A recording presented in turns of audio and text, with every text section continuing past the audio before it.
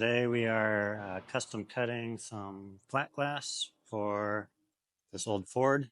Class 6 used laminated glass. There's 2 layers of glass with a piece of lamination in between it. So we removed them, made our pattern. We have to make our first cut, first top layer of the glass, and then we're going to flip it over, make another precise cut exactly on top of it, crack the 2 pieces, heat it up, and cut the lamination in between. In laminated glass, there'll always be a marking in the glass that signifies what type of glass it is, how thick it is. This is laminated AS1. These door glasses that I'm cutting, I don't put it in the door glass. It's just an eyesore on classic cars. But if you were doing a vehicle and I have to do a windshield in this, technically you would want this bug to be in the windshield so that to operate this vehicle to safety standards on the highway, any officer or highway patrol would be able to see that it has the correct safety glass in it. This is a carbide cutter that I just oiled. First, we're going to do a practice line, which I like to just make a line with some oil on it. Helps it cut cleaner. And then obviously we want to make sure that we're cutting in the exact location we want to. And this isn't to make it easy. These are snapping pliers. I like to start on the edge here. Here's our line. And if you look super close, I just snapped it. And you can see the line starting to run. If you have a big enough piece here, you can use your fingers and you can watch the crack run straight down this line. Just like that.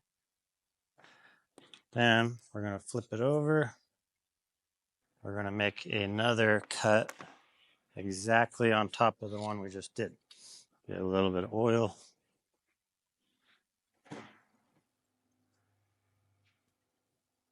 We're going to line up our blade.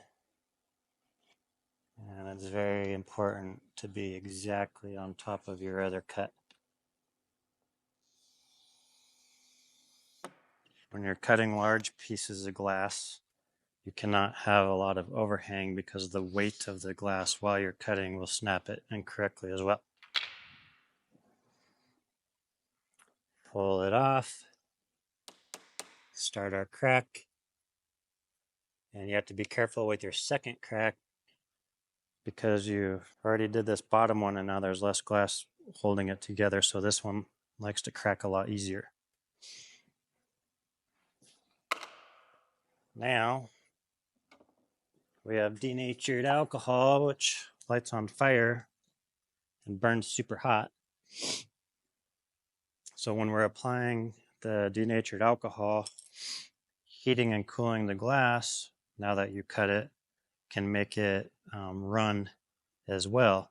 So one thing I've learned is when I put the denatured alcohol on it, I put it on the piece of glass that I do not care about because the crack tends to run to where it's hot. So I'll put my alcohol on this side and light her up.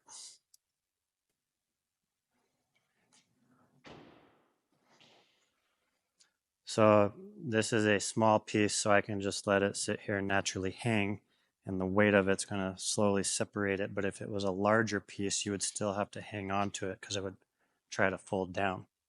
But now that the lamination's soft, it's pliable. Take my razor blade, and if you did a good job and made a perfect cut, it'll come off just like that. My permanent marker is on this side. A lot of rookies will start getting ahead of themselves and start cutting.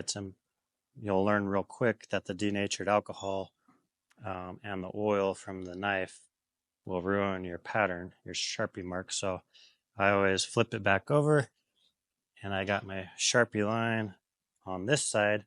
That way, when I make my cut, snap it, flip it, make my second cut, snap it, my denatured alcohol isn't ruining my Sharpie line. Doing inside corners like this, you have to freehand. And if you're just starting out doing it, a lot of people will pick a larger section here. So you could run your freehand this way and finish that corner off and snap it, and then do this one separately. I've been doing it quite a while, so I can do this whole piece in one cut. You want to kind of be in a position where you can do this in one motion. You cannot stop. If you're going and you stop and then start again, it will create a point where it can run whichever direction it wants to. So it's super awkward. Here we go.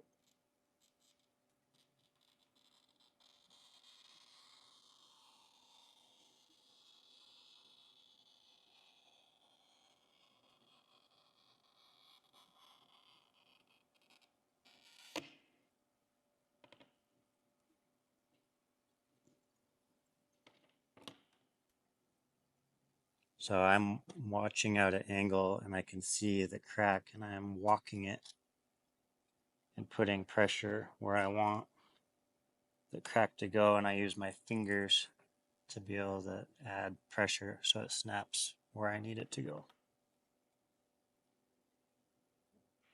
And if you do not have your crack going all the way to the edges and you missed any spots, it will veer off.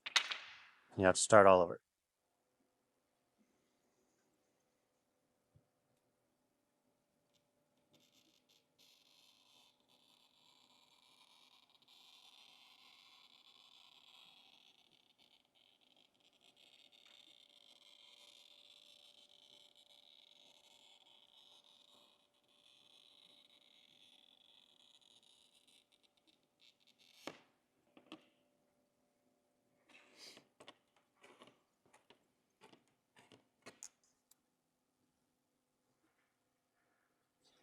Just going to get a feel for it.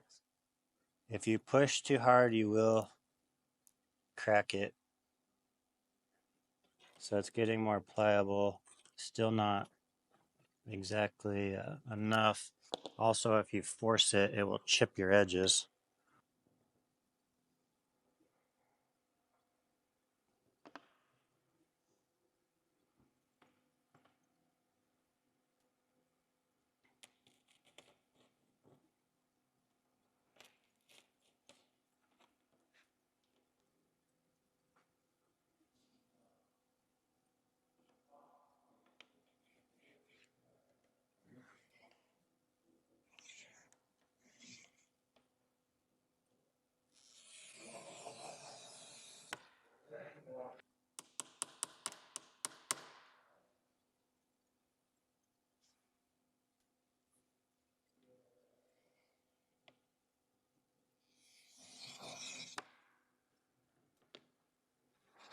But yeah, you can practice with plate glass, which is just one single piece of glass, no lamination, no nothing. And you can make art with it. You can do all sorts of stuff with it.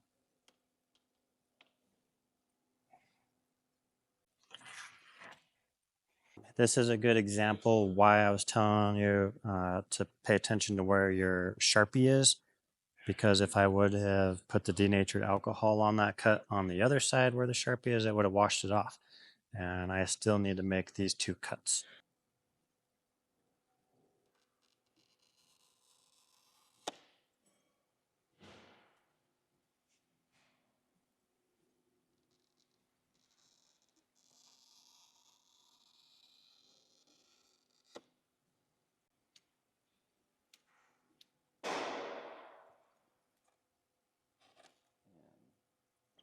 So these are special discs that are for basically glass. I think stone fabricators use them. Um, can't remember exactly what they're made out of, but they're for sanding very dense, hard materials.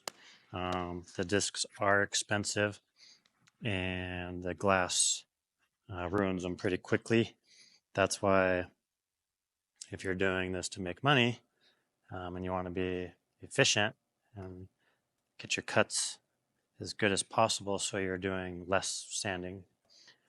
There's a couple ways we have to sand this. First way is we're going to sand it flat to get both of our edges of glass flat with each other. Then, depending on the previous windows or what we're doing, we're going to put a bevel on it so it's just not 90 degrees on all the edges. So